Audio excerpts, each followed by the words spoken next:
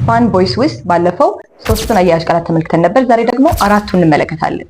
ስለዚህ ቦይስ በሚለው ውስጥ ቢ በት ለሚለው አያያዥ ቃል እንደ መነሻ ፊደል ሆና ታገለግላለች። በት ለምን እንጠቀመዋለን? ሁለት ተቃራኒ ሀሳቦችን ማያያዝ ስንፈልግ፣ ለምሳሌ I like coffee but I don't like tea።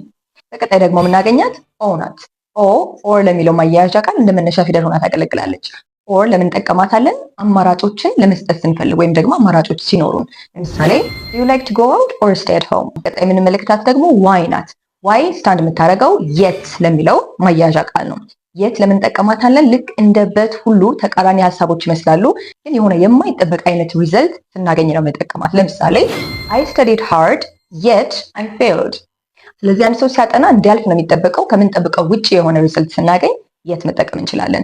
በመጨረሻ የምናገኛት ኤስ ደግሞ ሰው ለሚለው አያያዥ ቃል እንደ መነሻ ፊደል ሆና ታገለግላለች። ሰውን ለምን እንጠቀመዋለን? ምክንያትና ውጤትን ማገናኘት ስንፈልግ፣ ለምሳሌ I was tired so I went to bed። እነዚህ እንግዲህ ፋን ቦይስ ብለን የምንገልጻቸው አያያዝ ቃሎች ናቸው። በብዛት ኮምፓውንድ ሴንቴንስ ወይም ደግሞ ሁለት ኢንዲፔንደንት የሆኑ ሀሳቦችን ኮኔክት ማድረግ ወይም ኮምባይን ማድረግ ስንፈልግ እንጠቀማቸዋለን ማለት ነው። እናንተም የራሳችሁን አረፍተ ነገር ሞክሩ and follow for more።